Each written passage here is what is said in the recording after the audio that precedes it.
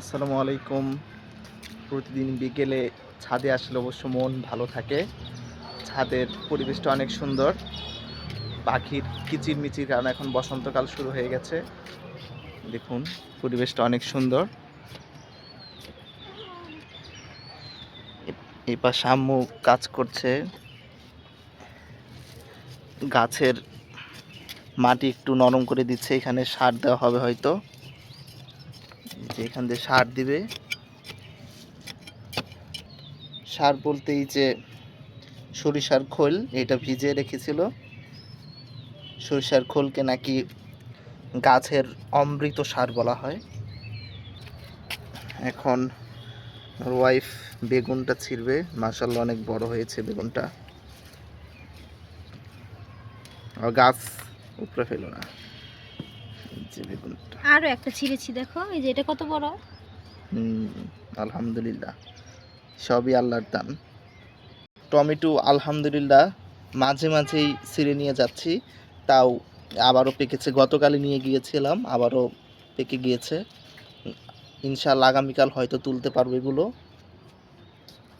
দেখুন প্রায় শেষ হয়ে গিয়েছে। এখন অনেক ফলন হয়েছিল ওই গাছে, এখন পাতাগুলোও নিস্তেজ হয়ে যাচ্ছে আস্তে আস্তে, কারণ অনেক ফলন দিয়েছিল গাছটা। এদিকে আমার আম্মু কাজ করে যাচ্ছে অনবরত। এই যে এই গাছটায়ও মাটি আলগা করলো। এখন আবার এই পাশের গাছটাই করছে। আসলে গাছের যত্ন না নিলে এরকম ফলন কিভাবে হবে? গাছের যত্ন নিতে হবে। এখানে আবার এটা আমার গাছ, আমাদের গাছের বড়ি, গ্রামের বাড়ির। ওরা এখানে বড় শুকা দিয়েছিল, এখানে দেখি খেয়ে দেখি কেমন লাগে। যে কোনো একটা এটাই খেয়ে দেখি।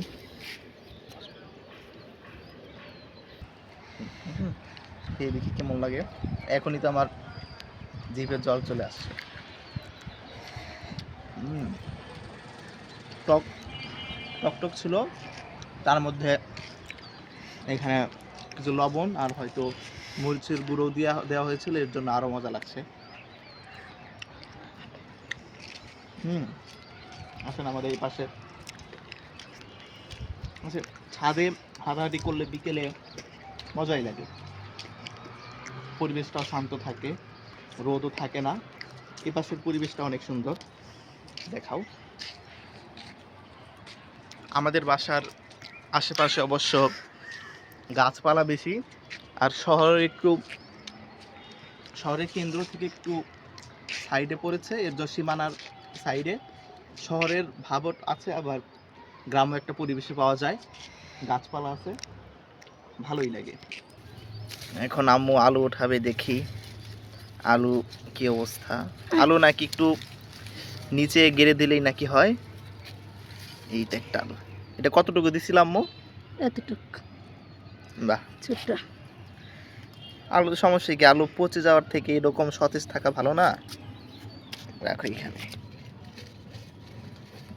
দেখতেই তো ভালো লাগে। বাহ, এই যে আর একটা। তো আজকে এই পর্যন্তই থাকুক, সবাই ভালো থাকবেন। ক্যামেরার পিছনে আমার ওয়াইফ আছে, তুমিও কিছু বলে দাও সবাইকে। ভালো থাকবেন সবাই। আজকের মতো এখানে আমরা শেষ করছি। আল্লাহ ওকে, আল্লাহ হাফেজ। হাফেজ।